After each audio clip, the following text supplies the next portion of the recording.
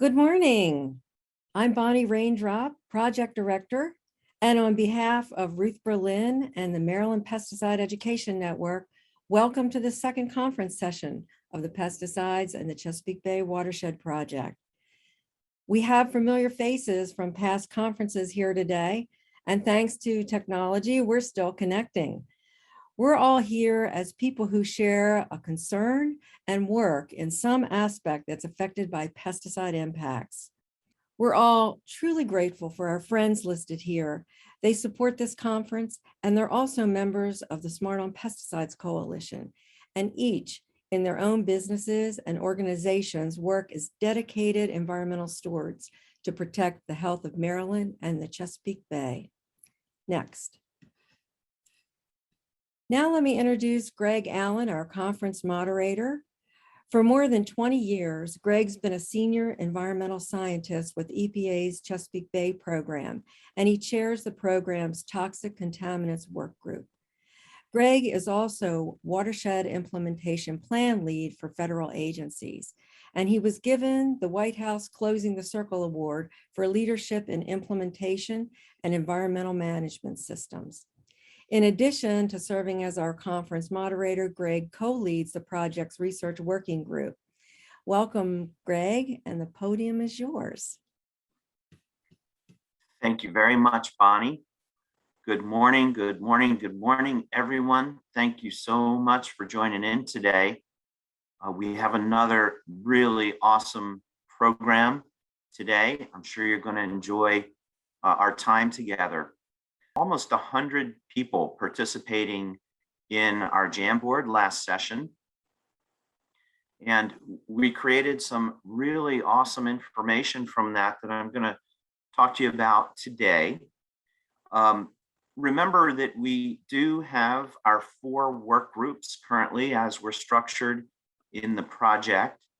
And the reason for the Jamboard work, first and foremost, was to help inform these work groups about important work and to get your ideas that we will eventually be sharing with these work groups. And it's going to help them be sure that they're doing some really important and high value work as we move forward.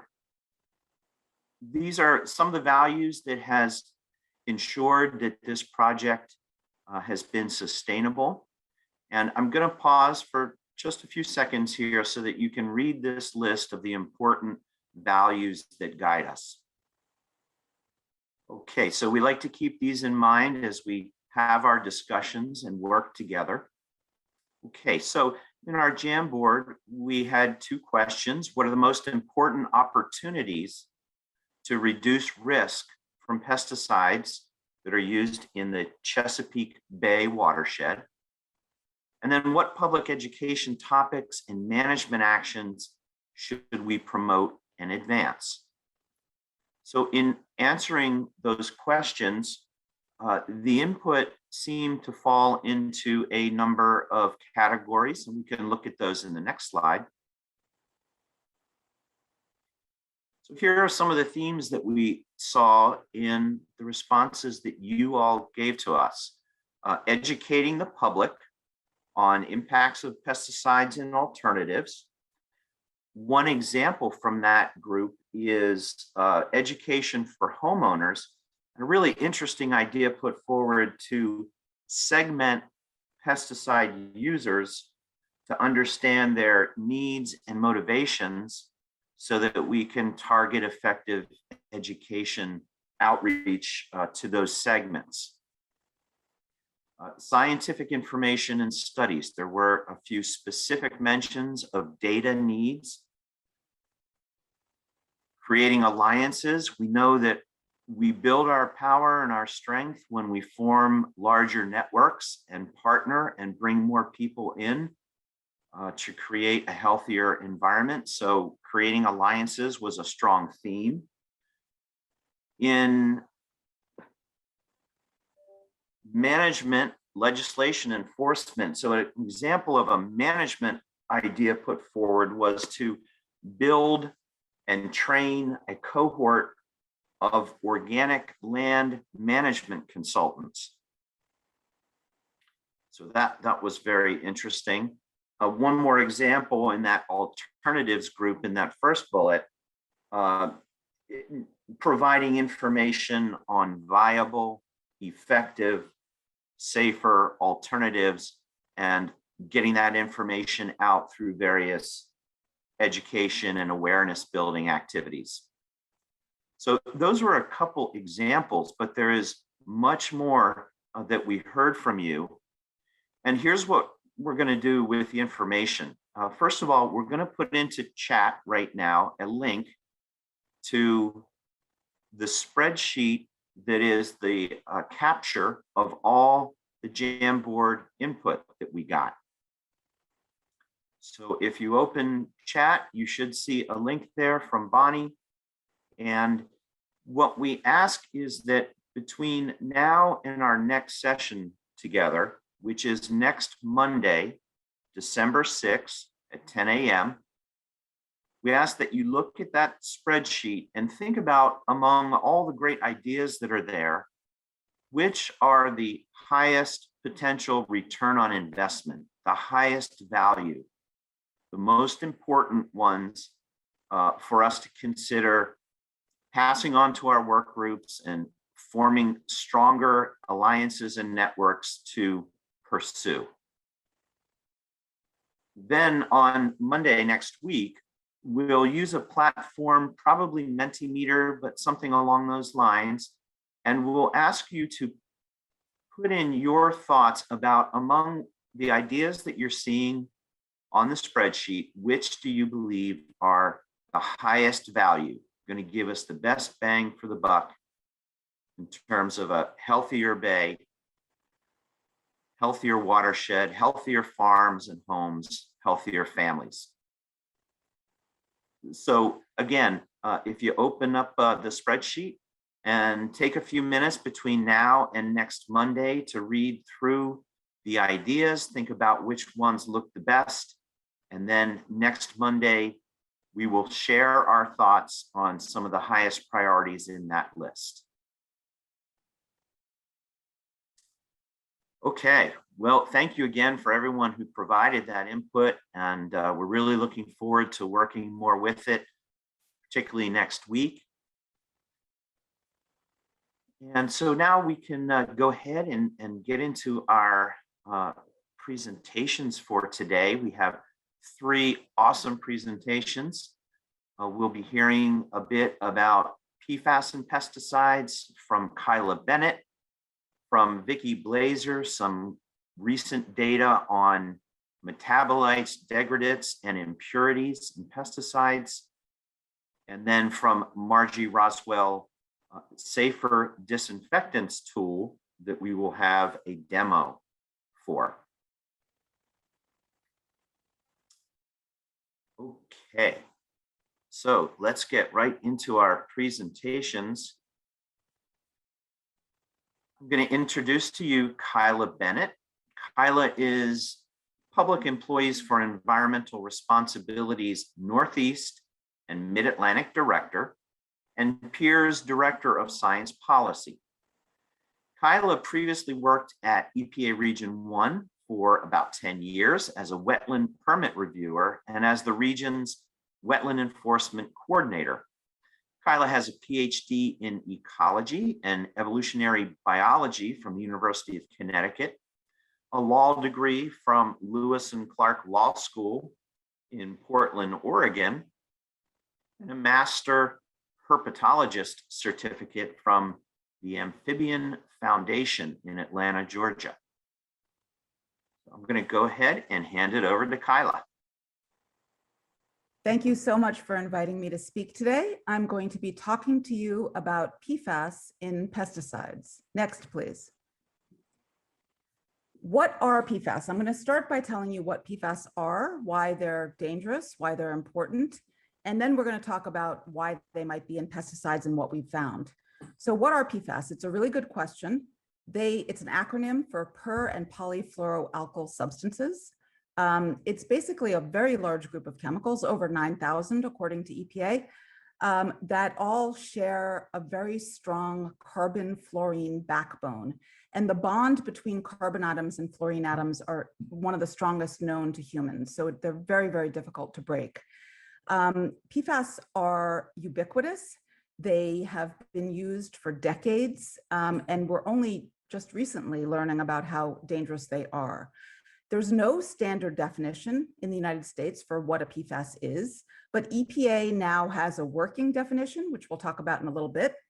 And unfortunately, states and the OECD, the Organization for Economic Cooperation and Development, which is an international standard-setting agency that the US is a part of, we're a member state of the OECD, they are using different definitions. There's actually a bill in Congress right now to use the same definition as the states, but I'll talk about that in a little bit. All PFAS are persistent, many are bioaccumulative, and many, possibly all, are toxic. Next. So how do the definitions differ? I am not a chemist, and PFAS chemistry is extremely complex. So even though this slide looks a little scary, we're not going to go into detail. You're not going to have to dredge up your high school chemistry here. EPA's working definition basically requires two fluorine carbons attached to each other, possibly three, depending on what we're looking at. With these carbons and the fluorine bonds together, OECD defines it as one fully fluorinated methyl or methylene carbon atom with a few exceptions. And the states and the new bill that just came in end of November to the US Congress suggests that it should be defined as a substance with one fully fluorinated carbon atom. Very simple, it's broad. It might capture some things that aren't quite as toxic as others, but it's simple, easy to use, and probably the best definition. Next. Why is this definition important? Well, part of the reason is that there's a lot of misinformation out there about which PFAS are being used, which are dangerous, which aren't dangerous. The industry tends to say that only the C8s, those PFAS that have 8 carbons, are dangerous. And you probably have heard of PFOA and PFOS. Those are the two most notorious PFAS, and there's movies about them, such as Dark Waters, The Devil We Know, but other PFAS are just as dangerous. So there's a lot of misinformation, and we need to get that definition succinct and easy to understand. There are, as I said, 9,252 of these PFAS substances. Regulating them one at a time, what we call the whack-a-mole approach, will take too long. It will take centuries, and we don't have that time because PFAS is actually a national health crisis. We have toxicity information on relatively few of them. Next. This is a great website on the toxicity of PFAS, and there are only like 29, I think, of them here that we have toxicity information. You can see that the green are studies on humans, and then we have also animal studies and in vitro studies in in petri dishes. So we have very little toxicity information, given that we have over 9,000 of them. But as you can see, we have toxicity on all of them that we have studied. Next.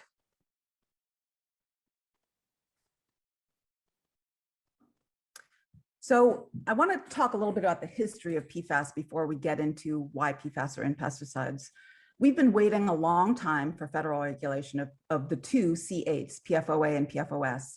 These were developed in a lab in the 1940s, and it wasn't until 1998 that 3M, one of the big companies that makes PFAS, told EPA that PFOS actually builds up in human blood and causes liver damage in rats. In 1999, EPA audited some of their studies, and in 2001, attorney Rob Bilott, who was brought on to help a town in West Virginia whose water was poisoned with PFOA, Rob provided EPA with a bunch of documents that he got in the course of his litigation. And also in 2001, 3M gave EPA even more evidence of toxicity of PFOS. In 2005, EPA actually fined DuPont, another manufacturer of PFAS, over $10 million for failing to report substantial risk of injury to human health. Next. In 2006, EPA started a voluntary stewardship program with 3M, DuPont, and 6 other major manufacturers of PFOA and PFOS. Basically, they voluntarily agreed to stop making it in this country. They did not agree to stop importing it or using it, and some of the smaller manufacturers were still allowed to make it in the US. So when people say PFOA and PFOS are banned in the US, they're not. EPA also said in 2006 that it is not aware of any human health impacts. And yet at the same time, they told the public that it is safe to use products with PFAS. Go ahead, next slide. EPA's Scientific Advisory Board said that PFOA in the same year, in 2006, said it's a likely human carcinogen.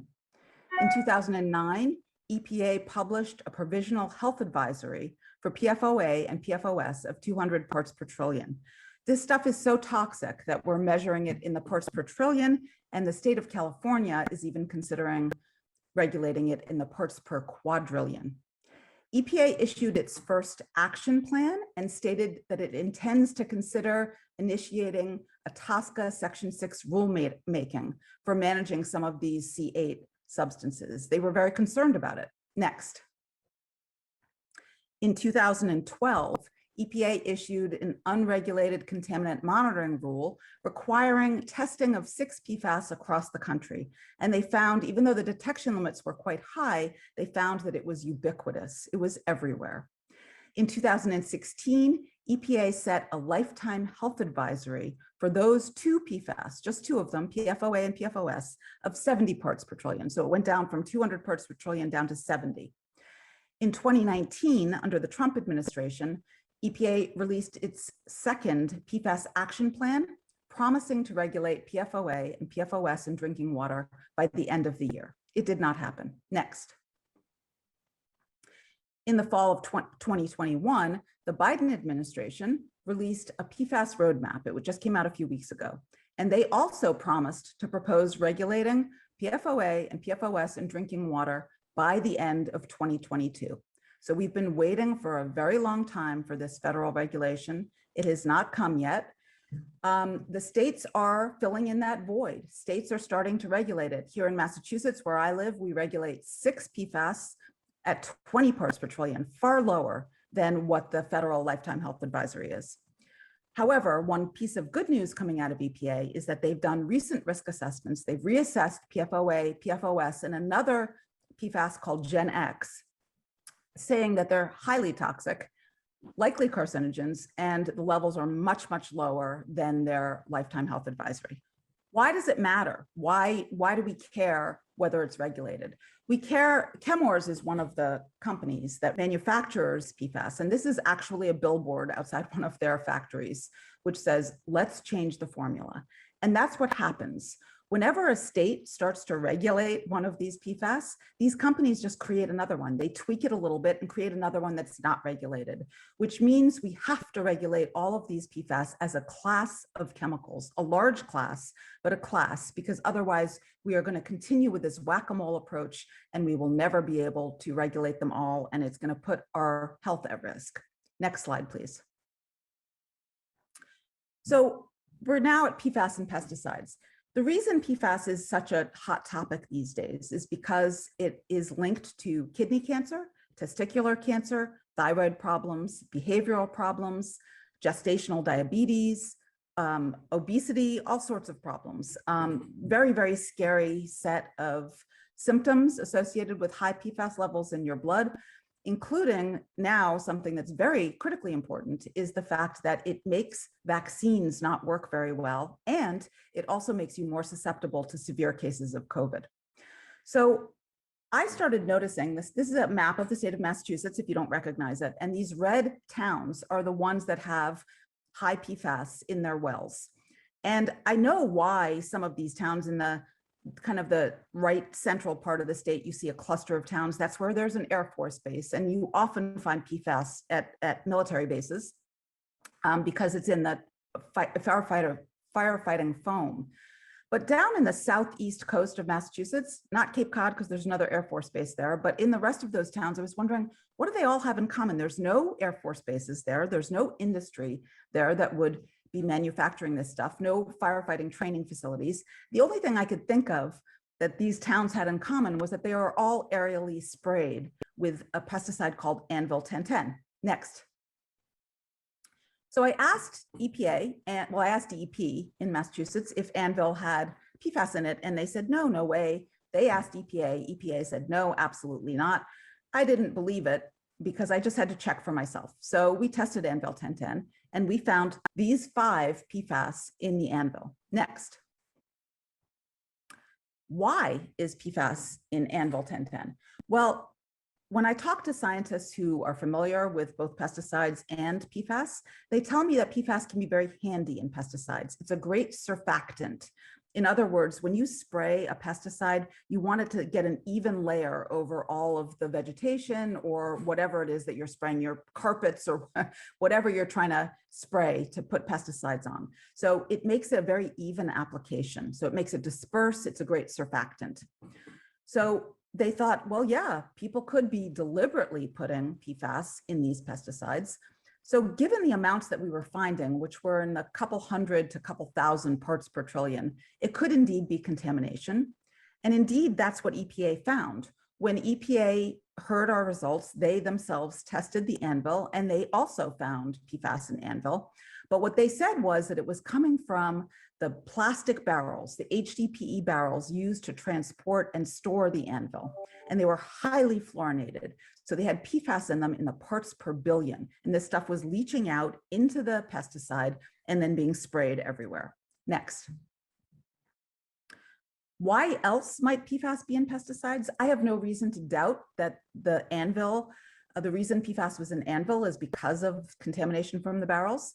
But also, EPA allows PFAS as inert ingredients in pesticides and also as active ingredients in pesticides. Next.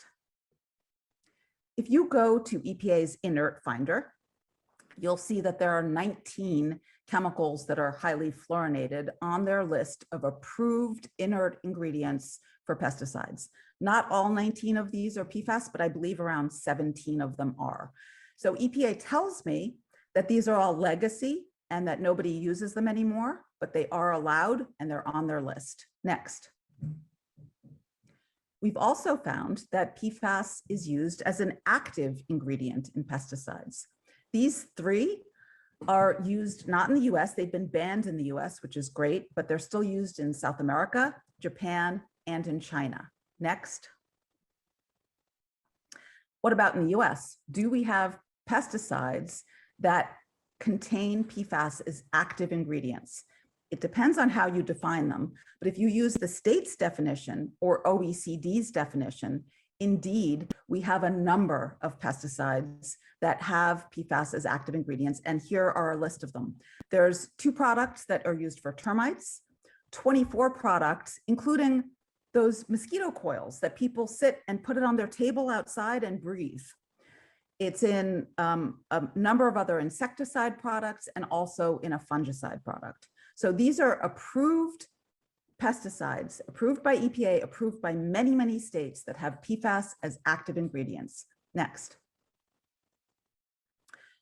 So we did some more testing. We tested with the Maryland Pesticide Education Network, and we tested Permanone 3030. And disturbingly, we found a lot of PFAS in that one.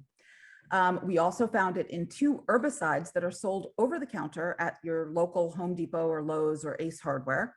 And we found it in Seresto collars, which are problematic for other reasons, and also frontline flea and tick products, so in pet products. Next. So the Permanone, our finding with Maryland Pesticide Education Network on Permanone, EPA also tested that. And originally they confirmed our findings and found PFAS in Permanone. But the problem is that pesticides are very oily, usually. Some of them are granular, but most of them are an oily liquid. And EPA did not have a test that was adequate for oily matrices. So they just recently, at the end of September, I believe, developed a draft test for oily matrices like pesticides. They retested Permanone, and their new test showed no PFAS. So they thought that perhaps some of the tests that were approved prior to this draft test were giving us false positives. So they found no PFAS in Permanone. However, we do know, PEER does know, and the Maryland Pesticide Education Network knows, that there are PFAS in a number of pesticides. We don't know about Permanone because the EPA is questioning it now. We're not sure. We do know it's in a multitude of pesticides, in a plethora of them, as either inert or active ingredients, and perhaps also additional contamination from other storage containers. Next. Why is this a problem? This is a graphic about the life cycle of PFAS. So PFAS, you can get a PFAS exposure from 3 routes: inhalation, ingestion through water or food, and also through dermal absorption. And it's almost impossible to destroy. If you remember back in the beginning of this talk, I talked about how strong that carbon-fluorine bond is. Well, because it's so hard to destroy, if you burn PFAS, if you put it in an incinerator, it becomes airborne, can travel up to 150 kilometers, and then sink to the ground and get in drinking water. If you put it through a wastewater treatment plant, it actually increases the amount of PFAS, because PFAS are notorious for recombining. They break down a little bit and then recombine and form other PFAS, particularly some of the really concerning ones like PFOA and PFOS. So there's this whole life cycle of PFAS. And if we're also spraying it from airplanes and helicopters and trucks into our atmosphere to get into the water and into the soil, that's just another avenue that creates this massive contamination across the country. Next. So the points I really want to get across to you here is that PFAS must be regulated as a class. There are some bills in Congress talking about that. The states are doing it, not all of them, but Maine just passed a pretty comprehensive law that regulates all PFAS as a class and bans it in a number of things. They're trying to phase it out in the entire state. Massachusetts is headed that direction. California is headed that direction. A number of states are going this way. The federal government really needs to do the same thing, so we have a level playing field across the country, because as you know, pollution does not recognize political boundaries. So if a state that bans PFAS and defines it properly is adjacent to a state that doesn't regulate it at all, that state that is trying to do the right thing is still going to be contaminated, because water and air will come in from the state that doesn't regulate it. So PFAS need to be regulated as a class because there are far too many, over 9,000. They all share that carbon-fluorine bond, which is almost impossible to break. It's so hard to break that EPA even put out a reward, a $50,000 reward, asking if people could figure out a way to break it, they would pay them money. That reward was awarded. People are finding ways to break that bond and destroy PFAS at what we call on the bench, so at a lab on a very small level. But we're having great difficulty transferring that ability to break that bond on a large scale. And we need to do it on a large scale because manufacturers are emitting millions of gallons of PFAS contaminated waste every day. All PFAS are persistent, many are bioaccumulative, many, if not all, are toxic, and regulating them one by one will take us hundreds and hundreds of years. Next. PFAS also must be taken out of pesticides. They just have to. We cannot have them as contamination, and EPA is trying to get a handle on that. They've asked companies to come forward if they're using those fluorinated HDPE barrels, so they're trying to get rid of the contamination issue.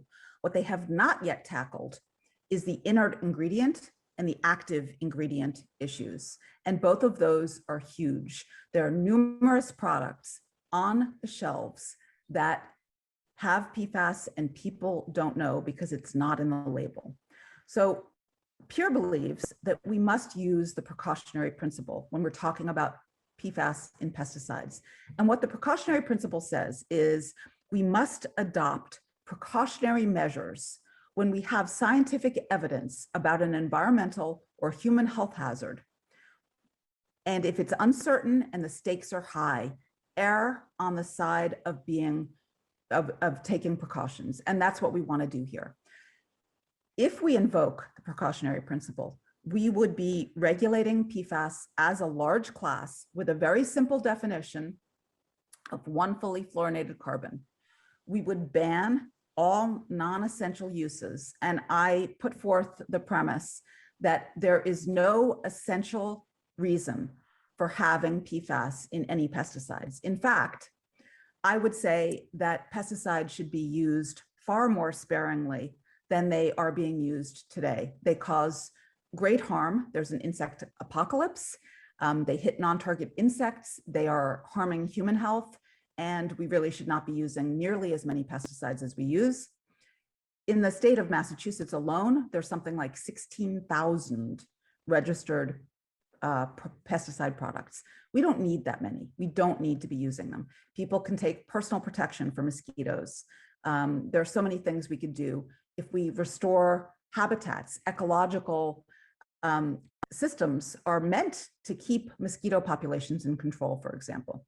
And part of the problem is that we're going to be getting a lot more disease moving into areas where they weren't before because of climate change. So we're going to get more warm weather mosquito diseases, for example, or insects that are problems for crops moving farther north. And yes, we're going to have to do something about that, but we cannot poison our way out of this. And pesticides are bad enough without having PFAS in them as well. So we're calling on EPA to regulate PFAS as a class and eliminate them entirely from all pesticides. Next. As Rachel Carson said so eloquently, if we are going to live so intimately with these chemicals, eating and drinking them, taking them into the very marrow of our bones, we had better know something about their nature and their power. And the bottom line is that we know neither. We're finding out now how powerful and how destructive pesticides are, but we don't even know when you go into a store and purchase a pesticide, or when you call someone to come, you call an exterminator, you have no idea what is in that pesticide that you're spraying outside your home, inside your home, what's being sprayed on your crops, what's being sprayed on your lawn by your lawn care guys. You have no idea. And the reason you have no idea is that it's not required for these companies to put this on the ingredient list. So we need to stop that. Again, we cannot poison our way out of this. We have to get PFAS out of pesticides. Next. The last slide is just my contact information if anyone wants to get in touch with me, and I will be available to answer questions. Thank you so much.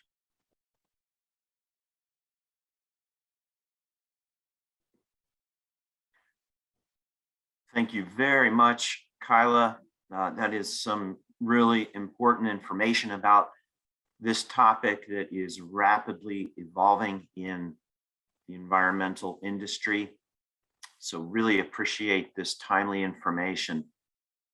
So let's look at a few questions here. For one thing, the chart that you showed that was the data sources and references for, I think it was a couple dozen PFAS compounds or so. We will share the slides with everyone, but is there a bibliography that goes with that table? Is there some more references that we could provide for that? Sure. It's I posted the website in the chat. It's pfastoxdatabase.org. And the whole website links to every single one of those studies. So there is a bibliography. I did not create that website, but it's a great resource, and I would recommend everybody take a look at it. Okay, good, thank you. So that is in chat. A couple questions on specific products. Can you just recap for us what we know about Permanone and Frontline specifically? Sure. Permanone, we found two PFAS in the Permanone. We found PFOA, which is one of the C8s that are one of the we call legacy PFAS that are of grave concern. And we also found HFPODA, which is also called Gen X. And actually, those are two PFAS, luckily, that EPA had just done revised risk assessments on. Well, I think the Gen X one was a new risk assessment. PFOA is a is a revised one, and they said they're very, very toxic. So these are two really, really awful PFAS, and we found about 3,500 parts per trillion of PFOA, and we found about 630 parts per trillion of Gen X. And keep in mind that we regulate PFAS at the part per trillion level. California is trying to regulate it at the part per quadrillion level. It sounds really low, but that just means that these things are really toxic. So we did find high levels. As I said, EPA, the second time they tested with their new draft oily matrix test, did not find it. To me, the jury is still out. I think we need a lot more work. We need a lot more verification of EPA's new test. And also, when we tested it, if some of this is from contamination of the packaging, if a company changed packaging, or if one factory uses one type of packaging and not another, we're going to get different results. So I am not comfortable saying that Permanone is safe at this point. Oh, a frontline. You also asked about the frontline. Yeah, I'd have to go back and look what we found. One of them was with the Seresto and frontline, we found PFOA in one of them and some other PFAS in them. Pretty high levels and very, very scary. I stopped using the frontline products on my dogs, and Seresto collars, as many of you have probably read in USA Today. There's a lot of problems with the collars. We don't know whether it's the pesticide or if it's from the PFAS. The PFAS we found in the Seresto collar was a C12, so a really long chain. And the general rule of thumb is that the longer the chain, the more toxic the PFAS. It's not always true, but it's a rule of thumb. So I would definitely not use either of those products on my pets. Okay, thank you for that. And it's sort of along those lines. An interesting question that you may or may not have something to offer on is cooking pans. So the use of fluorinated compounds in cooking products, and this commenter suggesting that after 2013, those kinds of consumer kitchenwares were made more safely. Are you aware of that? That is not true. This is industry greenwashing. When you look at pans, I do not buy any nonstick pans. I got rid of all of my nonstick pans. They're basically hazardous waste. I use stainless steel or cast iron. The Ecology Center, if you go on Google and search the Ecology Center nonstick pans, they did a huge report and they tested a whole bunch of different brands and found PFAS in many of them. What they do is they advertise no PFOA, no PFTE, which are just 2 out of the 9,252. So it's just greenwashing. Virtually all of those nonstick pans, not all of them. Some of the ceramic-based ones don't have PFAS that we've detected, but they do have other things, either high lead or nanoparticles, things that are of concern. But most nonstick pans are just greenwashing when they say no PFOA. You just can't believe it. And there's some other kind of PFAS in there. Okay, very interesting. One more question here, talking about recombination of PFAS compounds that can happen. And when we do things like treat our drinking water with fluoride, when we use products that have fluoride in them, any chances there that we are creating or recombining things to create PFAS? Fluoride and fluorine, they're related, but they're not the same. They're not the same. So fluoride is very stable. And I mean, again, personally, I don't think that fluoride should be in our water. There's a lot of new information coming out about that. There was an EPA whistleblower actually back in the early 90s who said that fluoride is just a toxic industrial byproduct that industry was trying to get rid of, and they claimed it was good for cavities, and that the jury is still out on that. And you can get fluoride poisoning, but fluoride is not fluorine. It is fairly stable, and that's not going to be part of the problem. But there have been a number of studies, mainly in Australia, that show that the influent in a wastewater treatment plant has less PFAS than the effluent, the stuff coming out of the pipe. So there are precursors to PFAS that form PFAS. There are some that recombine to form other PFAS, but wastewater treatment plants will actually end up making more PFAS many times than cleaning it out, which is really unfortunate. But fluoride does not seem to be part of the problem. Okay, thanks for clearing that up. One more here suggesting back to mosquito control and the presence of PFAS is that it's a stormwater issue. So when we apply those materials, if they contain PFAS, eventually stormwater will make them mobile and either direct discharge of stormwater to surface water or through groundwater, we have the potential for these chemicals to come into the Chesapeake Bay system. Absolutely. And asking about long-term impacts here. And personally, I think what we have to say about that is we don't really know yet. We're just really now determining where these pollutants are occurring in the environment. A lot of the states in the watershed are doing work to look at fish tissue and to see what presence we've got there. I think in the next couple of years, we're going to learn a lot more about the long-term impacts that this question asks about. But do you have anything else to add to that?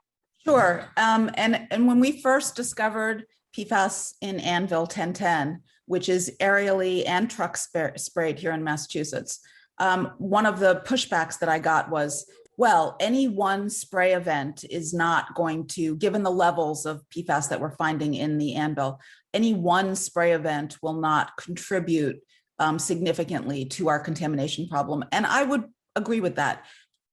Any one single spray event is not going to contribute that much. However, when you think about how frequently these spray events take place here in Massachusetts, it's done from the air, it's done from truck-based spraying. People have mosquito misters in their backyard, they buy stuff over the counter, and they don't call PFAS forever chemicals for nothing. They are forever chemicals because they don't break down easily at all for years and years and years and years. So when you think about how often pesticides are being used and how many of them may indeed be either contaminated with PFAS or have it in as an inert or active ingredient, at some point you are going to have a problem, and it is going to be contributing to the PFAS problem in Chesapeake Bay. And we have done some fish and shellfish testing, and there is PFAS in fish and shellfish. In Maryland, it's frightening. It's everywhere. It's not just Maryland. It's in Massachusetts, it's in New Hampshire, it's everywhere. But I would absolutely say, given the way the pesticides are sprayed, given the drift, given the fact that rain will come down and bring it into through non-point source pollution, point source pollution, it's going to end up in our waterways. It's going to end up in Chesapeake Bay, and it is part of the problem. We don't know how much. We can't say it's 10% of the problem or it's 25% of the problem. We can't do that. That would be almost impossible. But I think it would be very difficult to say that it's not part of the problem. I think it is. Okay, well, thanks again, Kyla, for this really timely information. Want to just recommend to everyone that you visit the chat. There's some great stuff in there, including a little historical review of some of the reasons that PFAS type compounds were developed. And Kyla, there are a couple of questions in both chat and the Q&A function here. And if you have time to help with a few answers to some of those questions, that would be wonderful. Sure, thank you so much. I will do that. Okay, thank you, Kyla. So we'll move on now to our next presentation. So we're going to hear from Vicki Blazer. Vicki is a research scientist with the U.S. Geological Survey's National Fish Health Research Laboratory, the Leetown Science Center in Kearneysville, West Virginia. Her current research interests involve understanding fish health and its relationship to ecosystem health, environmental contaminants, pathogens, parasites, land use, and the sources of contaminants. She also works on understanding the pathways and effects of endocrine disruptors and other contaminants of emerging concern. Vicki received her BS in marine biology from Southampton College, a PhD from Rhode Island University, and completed a postdoc position at the Veterinary College at the University of Georgia. She was an assistant unit leader at the Georgia Cooperative Fish and Wildlife Unit, where she directed numerous graduate students and taught classes in fish disease, fish pathology, and fish nutrition. Since coming to West Virginia in 1992, Vicki has continued to work with graduate students through West Virginia University, Hood College, and Penn State, and teaching classes through the Fish and Wildlife's National Conservation Training Center. So Vicki is a frequent contributor to this effort, and we are so happy to have her today to give us some updates in her work. Vicki, I'll hand it to you. Thanks. Let me just say that we have changed our name from the Leetown Science Center to the Eastern Ecological Science Center as we combined with Patuxent. So I just want to put that in. Next slide, please. So as Greg said, I have talked over a number of years, mainly presenting some of the data that we collected during a long-term monitoring and assessment study that was a collaborative project with USGS and state agencies in Pennsylvania, West Virginia, and Maryland. We collected samples from 2013 through 2019, and we're still analyzing and trying to summarize a lot of that data. What this was basically integrated monitoring of surface water chemical concentrations, where we looked at well over 300 different chemicals, included comprehensive fish health assessments of adult smallmouth bass in both the spring, pre-spawn, and the fall when they would be going through recrudescence in reproduction, and then health monitoring of young of the year in the early summer. Surface water samples were collected monthly and twice a month in the spring, with some stormwater samples. When this started, it was primarily focused on the endocrine disruption and intersects that we had observed, and we were seeing that more associated with agricultural land use. So we really focused on pesticides, hormones, phytoestrogens, with some other things like pharmaceuticals and wastewater associated chemicals more sporadically analyzed. We had 4 sites, 2 in the Potomac and 2 in the Susquehanna River drainages. Next slide, please. And we looked at really a lot of biological endpoints, things from, morphometric, age, condition factor, looking at visible abnormalities. We collected blood samples. We used some of the plasma for vitellogenin and then archived other plasma samples. We collected tissues for all organs for pathology. We collected samples of liver and anterior kidney. Anterior kidney is similar to our bone marrow. It is the immune function producing organ of fish. So we basically have sets of over 100 different genes we're looking at. And then in the later 3 years, Cheyenne Smith, a graduate student from WVU, we collected anterior kidney for immune function assays. And then we also archived tissue for hoping we'd get, throughout the time, funding for chemical analysis. In the young of the year, most of those fish were very small, so they were collected and visible abnormalities were documented, and then they were fixed for pathology. Next slide, please. The 4 sites that we ended up with varied in land use, and in addition to all the biological and chemical data, we have also collected a huge amount of land use data, things like pesticide application in the various watersheds.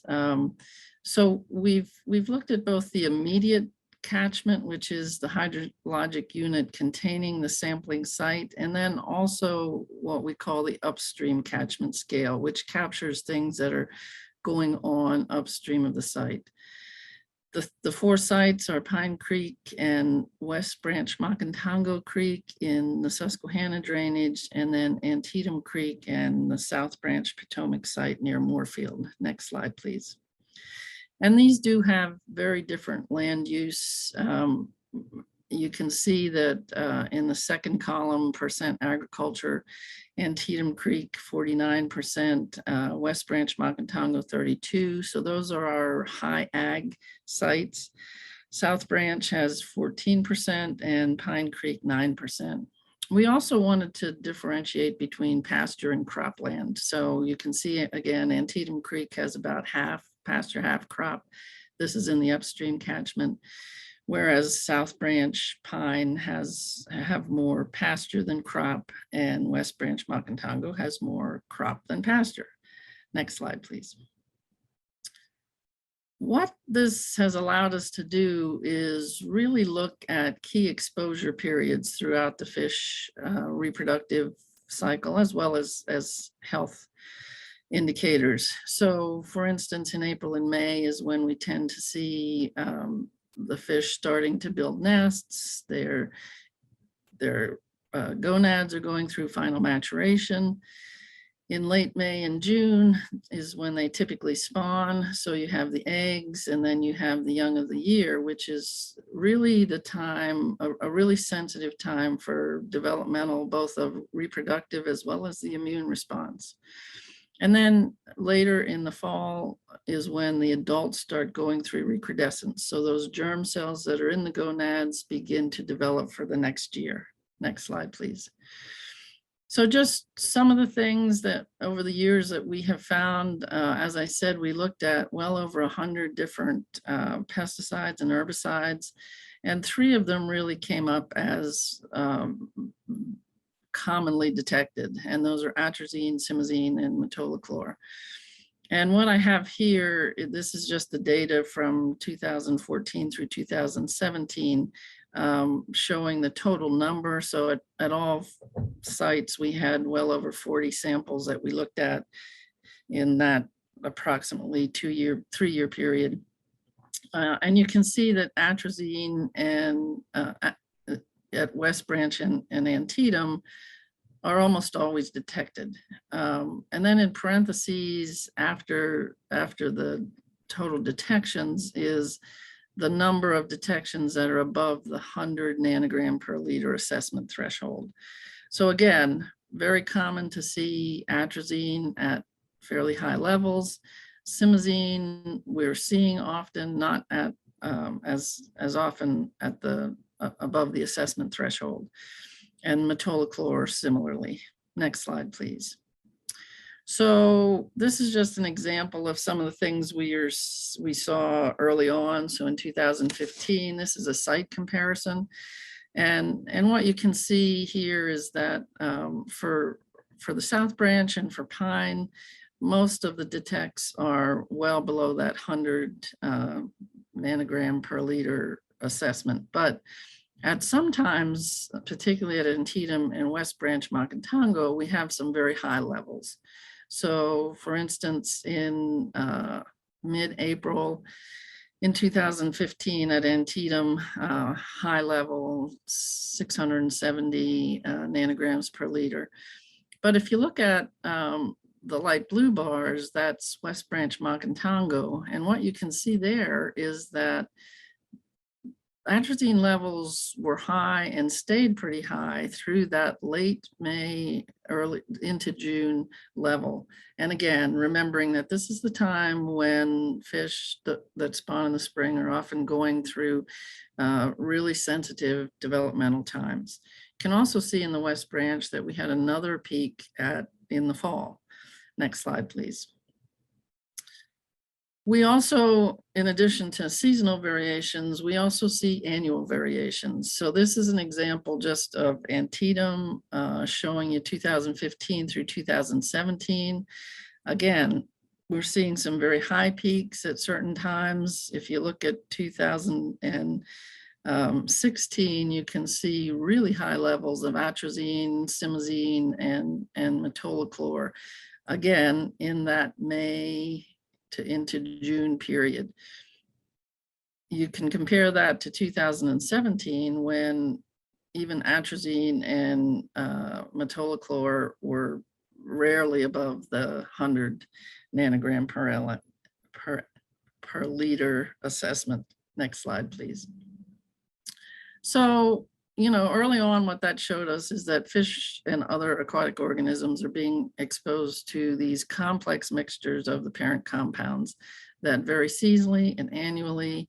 And to really get a handle on what's going on, we need to be able to look at those mixtures and understand both. Sometimes there'll be synergistic, sometimes antagonistic effects. And that's what we're really trying to tease out with some of this.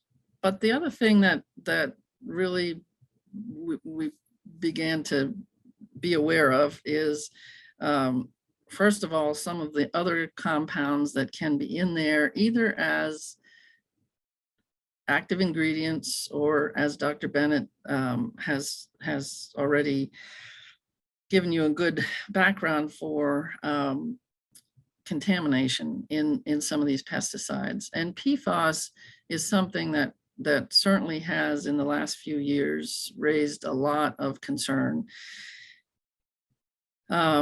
And then the other issue is some of the metabolites, degradates, or transformation products of the parent compounds that can be occurring in aquatic systems. Next slide, please. So in 2018 and 2019, a different analytical schedule was used for pesticides, and this measured a number of the metabolites. For atrazine, there were 5 metabolites that were measured. The one in italics, the dialkyl atrazine, is the one that we saw the highest concentrations of, and I'm going to talk a little bit about, but I will say that the other 4 were pretty commonly measured as well, although at lower concentrations. For metallochlor, 4 metabolites were measured. The first 3 we rarely found, and they were at low concentrations, but the last one, the metallochlor, ethane sulfonic acid, we did find at fairly high concentrations. Next slide, please. So here's an example again. I'm just picking out some of the data. This is Antietam. The red line is the metabolite. The blue line is the parent compound of atrazine. And again, showing 2 years, 2018 and 2019. And again, you see there's some really different annual patterns. In 2018, parent compound was fairly low, similar to the 2017 that I showed in the previous slide. But in 2019, again, we had some very high peaks of the parent compound. Next slide, please.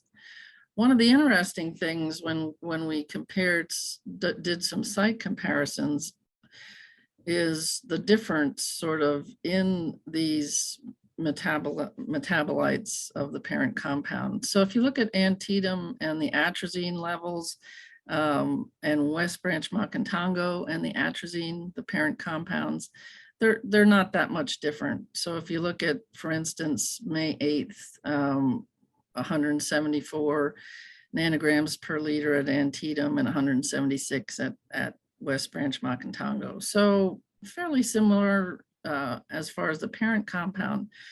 But in this case, when you look at the metabolite, you can see that Antietam, we throughout the year had very high levels of that metabolite. West Branch Macantango, the levels were much lower and were sometimes non-detectable. Next slide, please.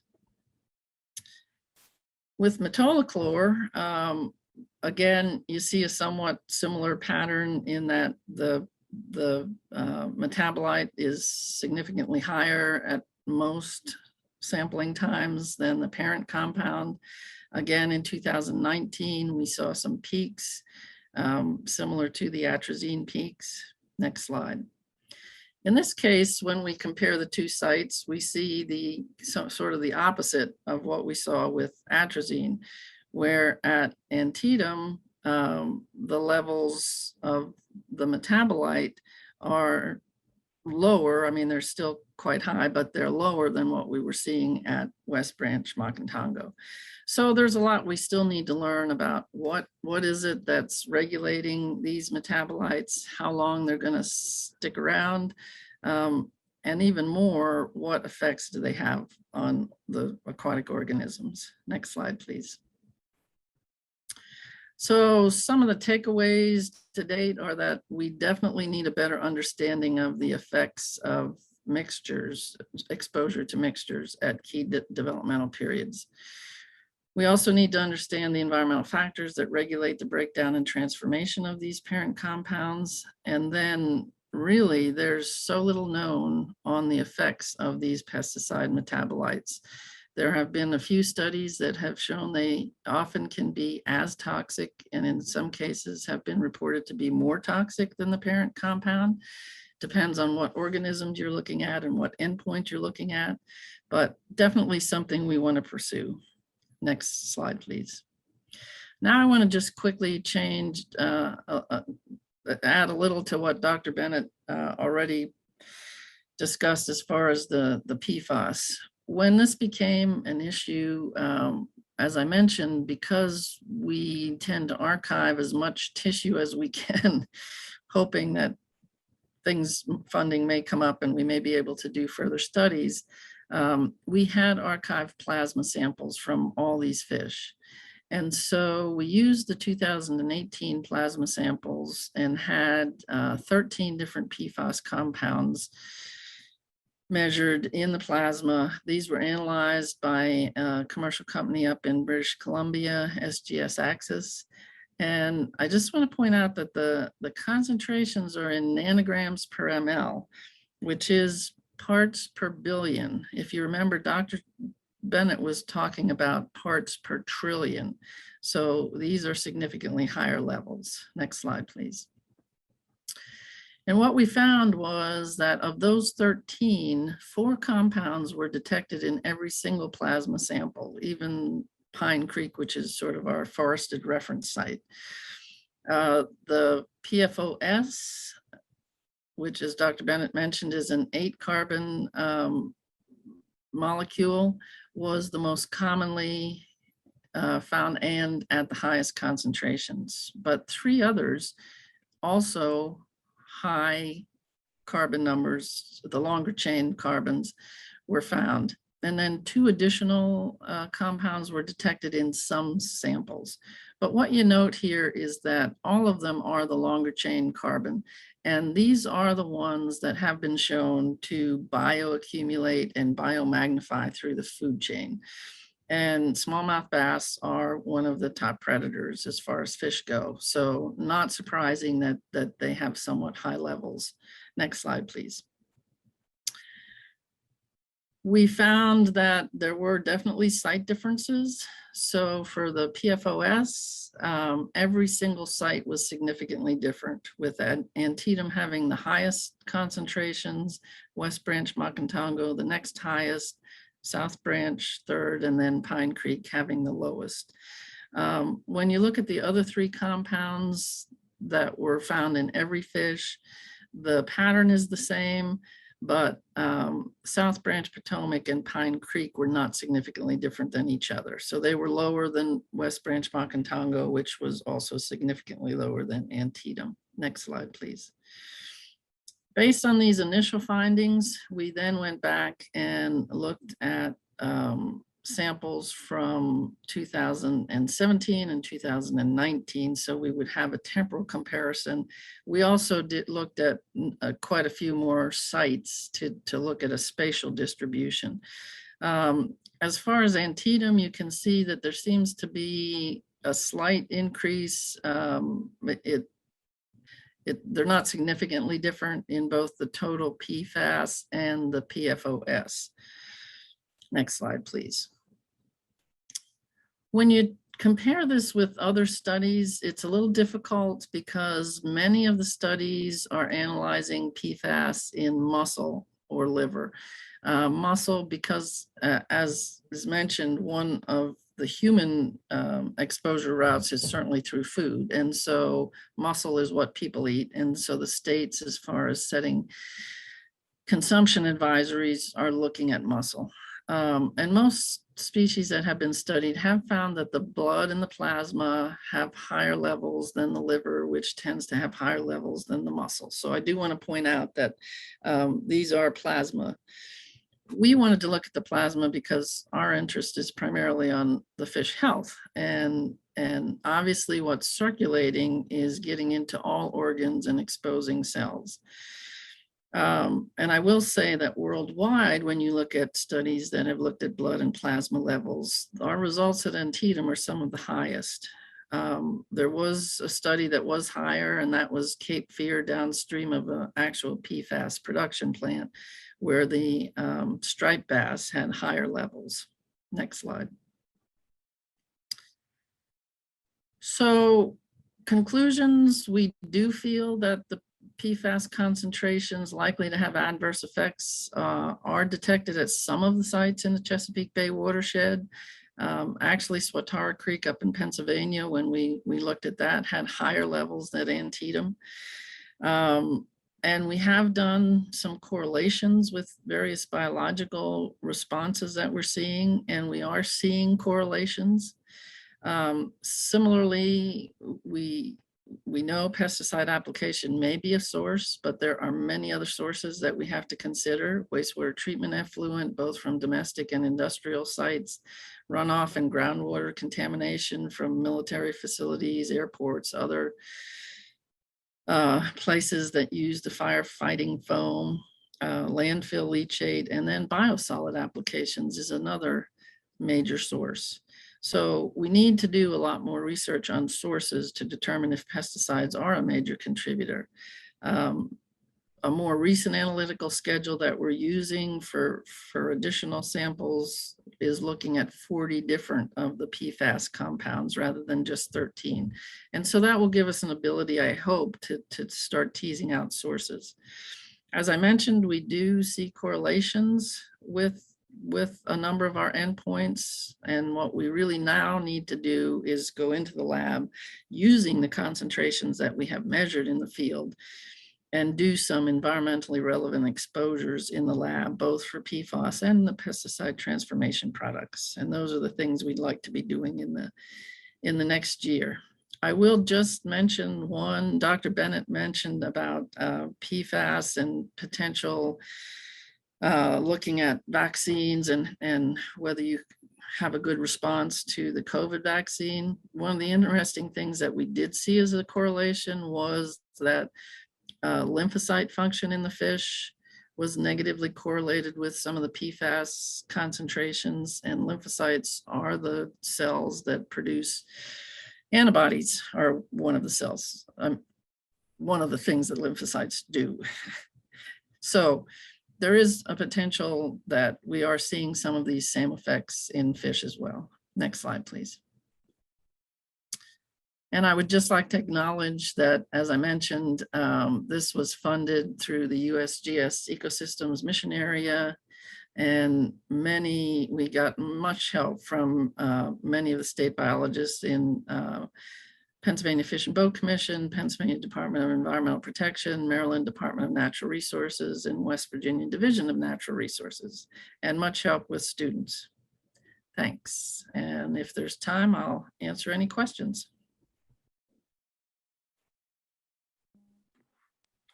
All right, thank you so much, Vicki. That's just a lot of information. I'm sure many of us are looking forward to reviewing those slides and really taking a close look at your data. A couple of questions here that have come in. One that's just kind of interesting to get us started here. How did COVID-19 impact your work? And did you see any trends or influence from the fact that we had such a wide scale shutdown in things like water quality and air quality? Whether we saw any effect yet on water quality or air quality, I can't really answer. I can say that, you know, we were shut down for a while. The first year we weren't able to do field work, and so that certainly did impact some of our research. This past year we did actually get out into the field, you know, trying to be as careful as possible. We also are working on most of us are still teleworking for the most part. Our technicians are in doing work, and since government, at least USGS, wants to have only 25% occupancy in the buildings, those of us that can take our microscopes and our computers home have done that. Okay, well, we appreciate your dedication. Okay, great. So a question here from Ian Hartwell. Ian, it's great to see you today. He's asking about a method for normalizing concentration data relative to rainfall, a normalizing of concentration to precipitation. Have you ever looked at that relationship? I have not. We've been looking at flow, obviously, as how it correlates with particularly with some of these high peaks. And many of the high peaks we do see are during rain events, as you might guess. But I have not actually looked at the rainfall. Okay. But if he has some ways to do that, I'd be happy to hear about them. Well, all right. Maybe we'll hear more from Ian. Okay. So when we face up to this question about mixtures, including parent compounds and degradates, we have over the years looked for a tool, a method, a way to go about assessing that cumulative risk. To your knowledge, has anything new come online in that regard? What are our most effective ways for taking that multi-contaminant data and using it smartly? Yeah, I mean, certainly EPA has some risk assessment methods and others that sort of model that. But so often we find when we truly go in and look at it, it's not necessarily what we're seeing in the wild. And part of that is, you know, when that modeling is done, say just with, if we're just focusing on fish, many of the ways people are looking at it are using model species such as fathead minnows or Medaka, things that are easy to culture in the lab. They're small, they reproduce quickly, those sorts of things. But what we find is that those findings don't necessarily translate to a fish like smallmouth bass that has a very long-lived, so they accumulate much more. They only reproduce once a year, you know, those sorts of things. So it's a little difficult when you're trying to look at a fish like smallmouth bass that the resource agencies really care about because it's economically important. So one of the things we want to do is we've developed some in vitro assays, like looking at liver or hepatocyte cultures, as well as cultures from the anterior kidney. So looking at lymphocytes and macrophages, starting with looking in vitro. So taking some of these actual concentrations that we're seeing in the wild and exposing cells to those concentrations.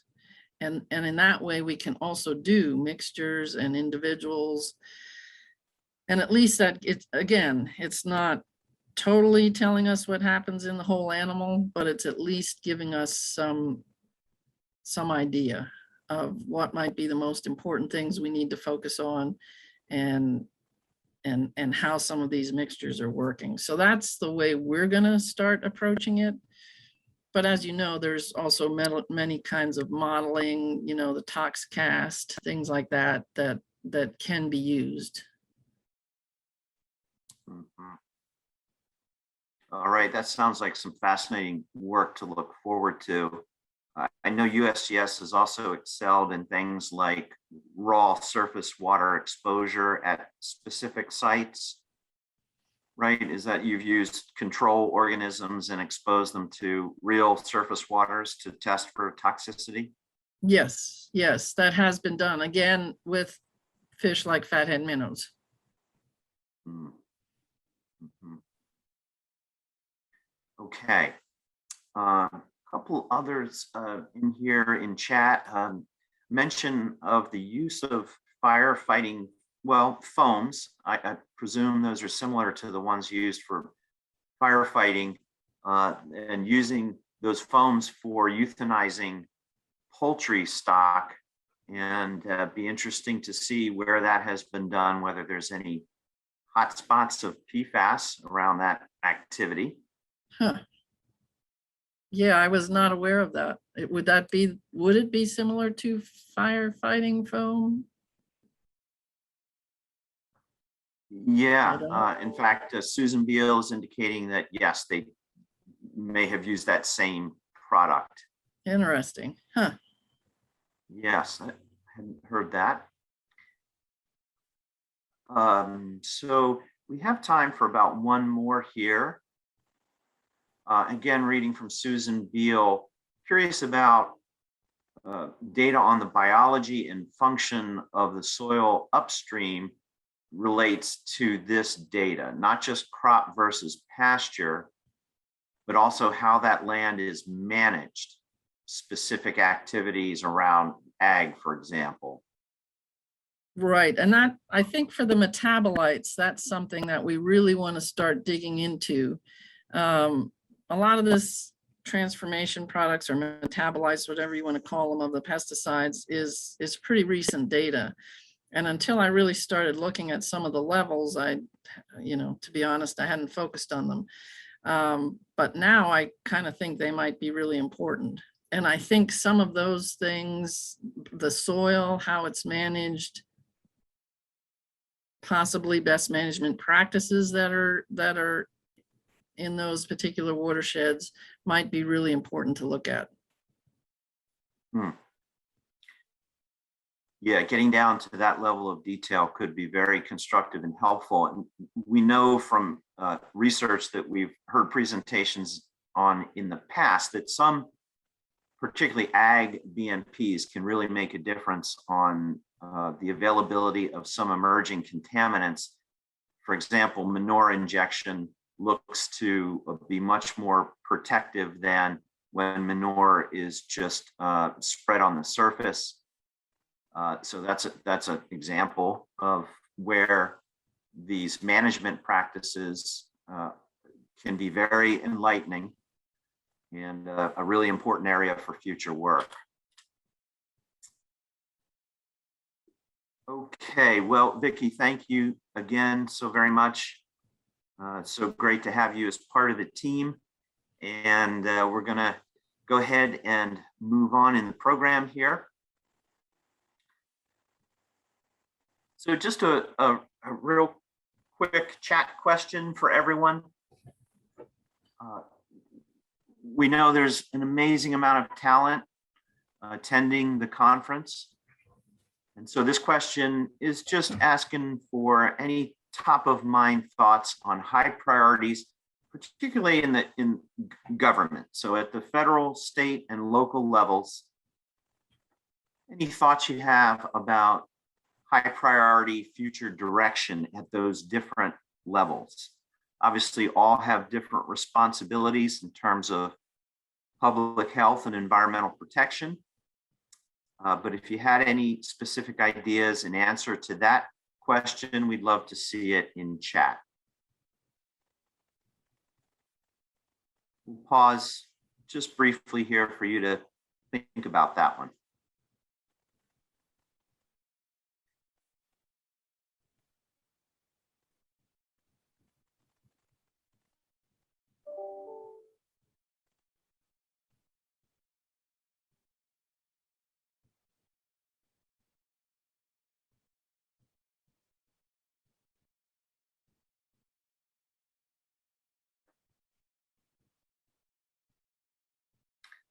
Okay, well, we see a few answers coming in now. Thanks so much. And you can continue to ponder that one and add your thoughts to chat.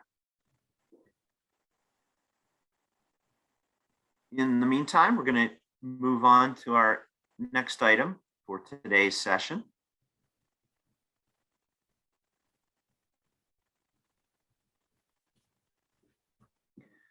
We're going to hear from Margie Roswell on a really interesting new tool that she has been working to develop. Margie Roswell is a web developer and environmental advocate who's also a member of this project's Healthy Alternatives Working Group. In the working group's Safer Disinfectants project, Margie began working with ways to use EPA List N data and came up with an innovative technology solution to make it easier for users to identify the safer disinfectants on EPA's List N. That's the list of disinfectants that protect against COVID-19. She's going to give us a short demo of this new web-based solution. Technology can also be used to improve data usability for other research data sets, which may be of particular interest to some of our researchers. So hand it over to Margie. Hi, I am so happy to present to you the subject of safer disinfectants. We'll be talking about, naturally, disinfectants that are safer to use, and also a website that I produced called Safer Disinfectants. Now, unfortunately, most disinfectants that we are using carry health risks. And on safer disinfectants, you can find the ones that are safer to use. Now, what are some of these health risks? You can look in the scientific literature and very clearly see many references to health impacts of using disinfectants, mostly respiratory impacts.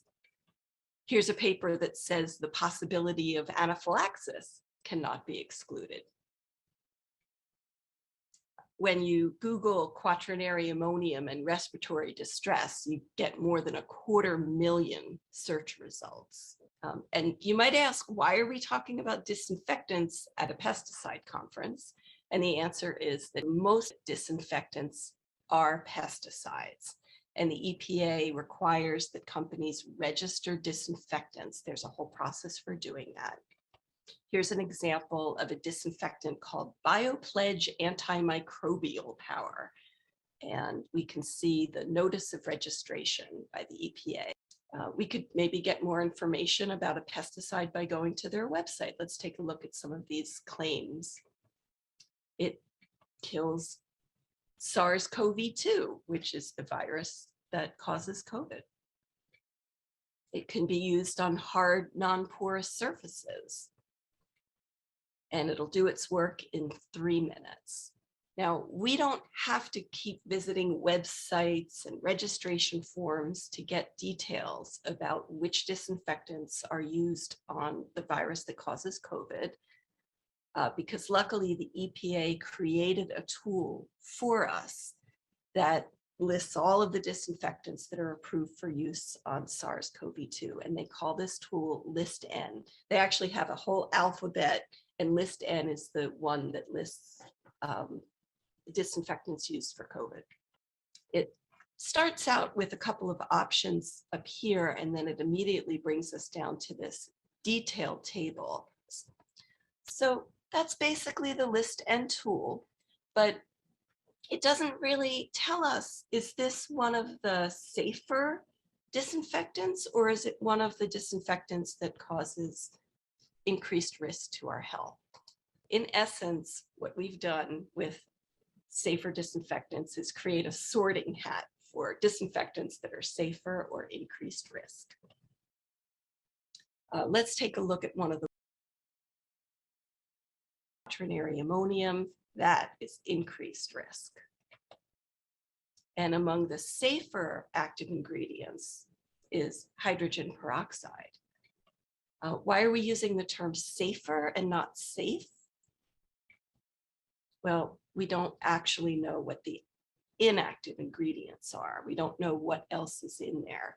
And that's why we've come up with this term called safer, because we know that hydrogen peroxide is safe. So this is a list of all of the active ingredients for use in disinfectants that are on list N. And this is in essence the sorting.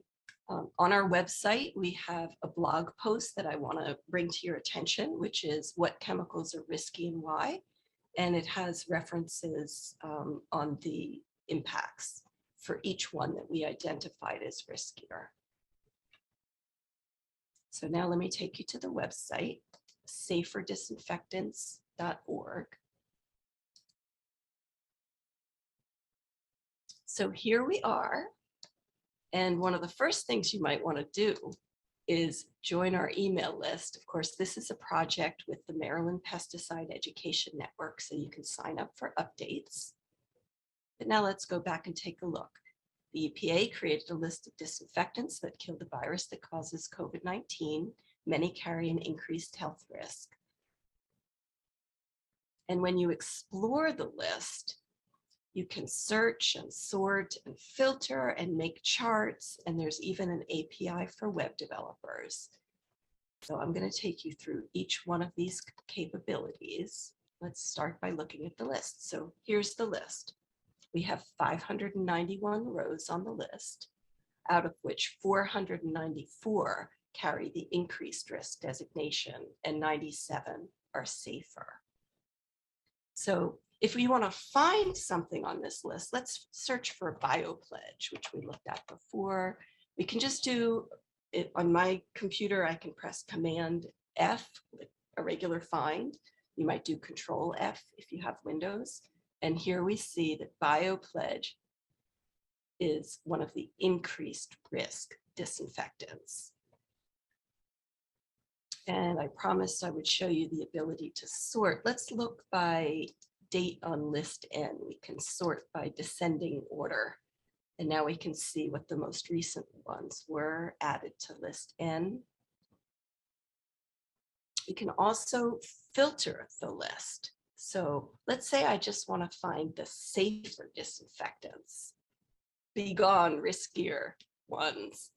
And let's say I want to find safer disinfectants used in healthcare, perhaps on non-porous surfaces. And now we've honed down the list to the 85 that fit those three criteria. You could add more filters. Let's say we wanted to look at active ingredients. Again, hydrogen peroxide, one of the most common active ingredients.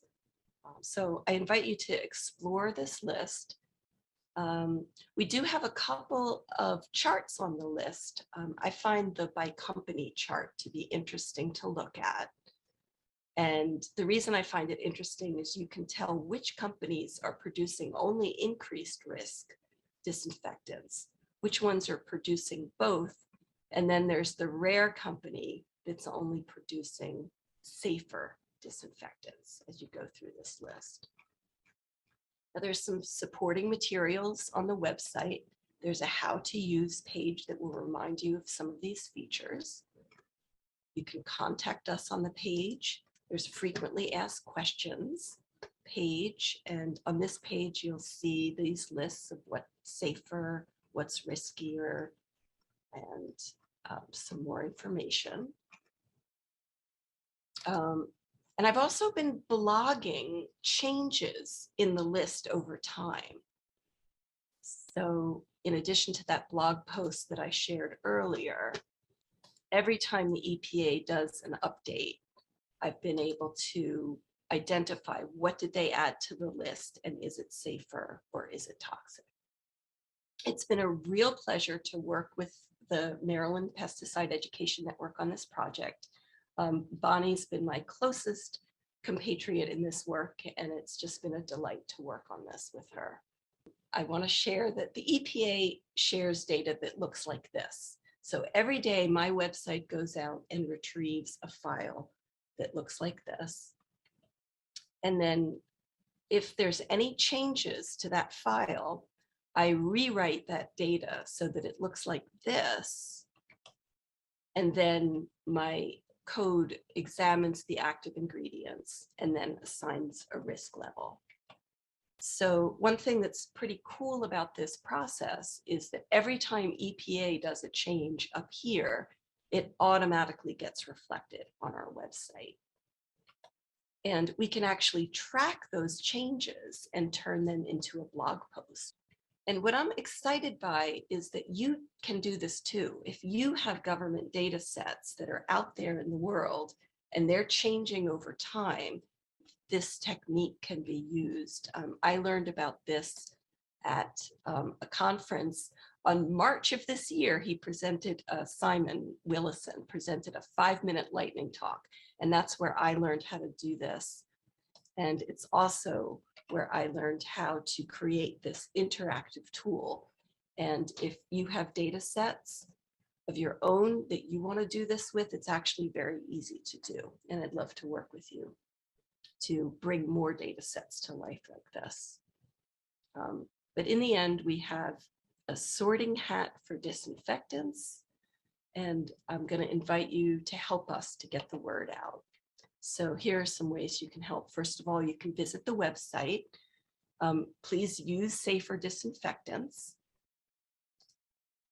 Join our email list and give us feedback. Yay. And every once in a while, there are some quirks in that data. So please give us feedback if you see anything of note. And we will ask you to please share a link to safer disinfectants from your website. Right now, if you Google safer disinfectants, you won't find the site. So we need to have links in order for Google to know that it's there. So please make a note. And you can also share saferdisinfectants.org with your networks in other ways. Perhaps you can send an email to your list. You could schedule a demo with us if you like. And finally, on the website, there's an opportunity to share your stories of safer or even of increased risk disinfectants. We'd like to hear from you. And now we've come to questions or comments. Thank you.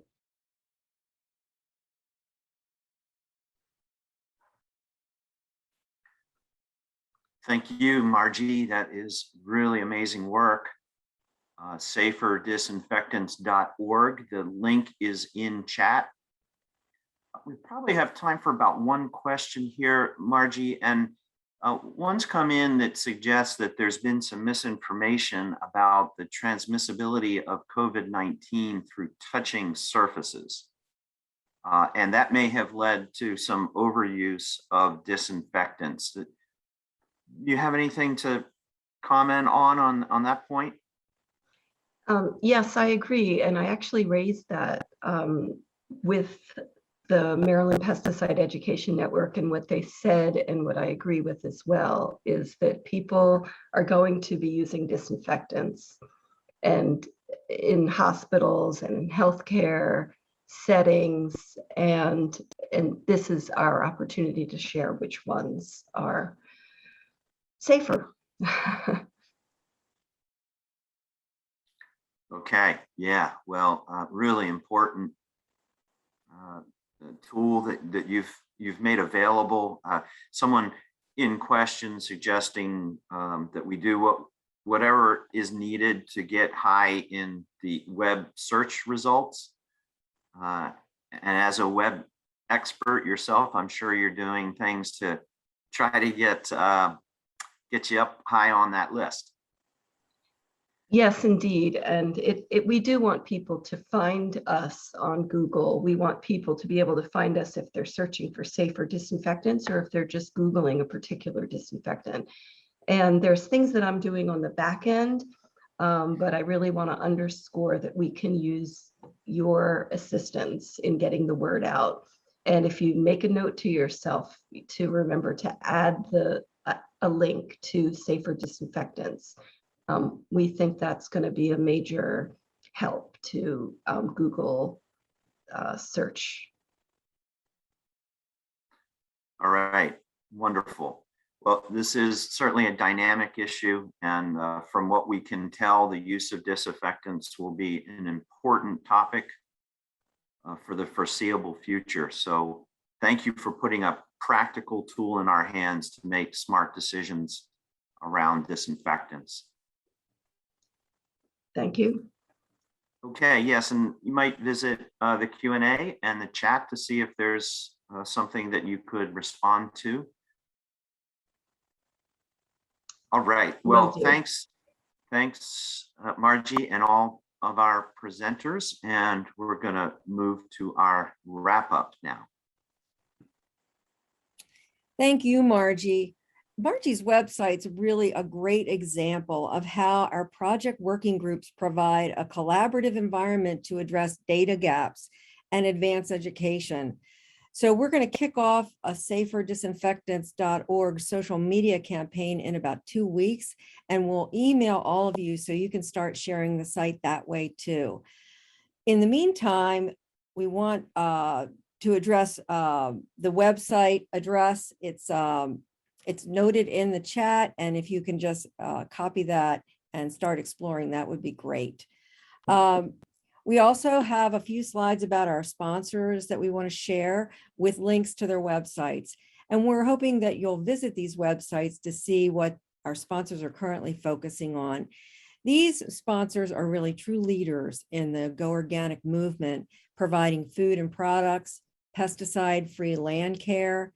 They're doing regenerative agriculture, land restoration and stewardship, and protecting our water and environment. I'm going to put their links in chat with our goorganicnow.org website that connects you to organic resources, and they're all geared to help you and all of us to vote with our wallets and vote with our forks by going organic. Next.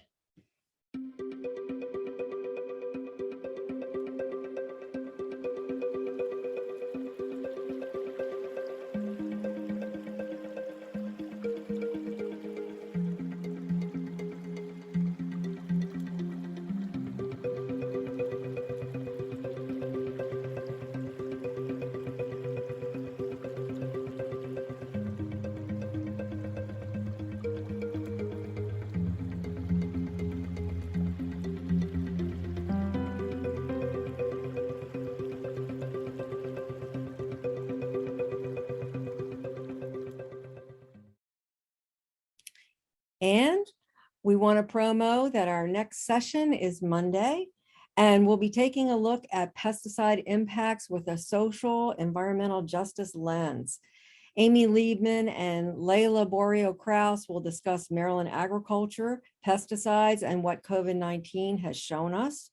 And Hannibal Kummerer will talk about the Attorney General Frosch's 2022 comprehensive environmental enforcement legislation and how diversity, equity, and inclusion is informing that work.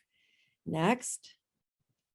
And we also want to thank our generous funders for their support of Pesticides in the Bay Project and the Maryland Pesticide Education Network. Next. And we really want to thank you for making time in your busy schedule today to learn about new information concerning pesticides and their impacts in our watershed.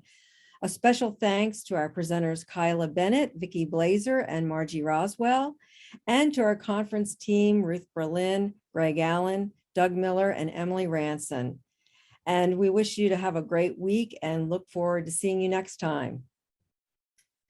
Hey, Bonnie, before we close out, can you drop the link again in for the spreadsheet of the Jamboard Yes, I information? can.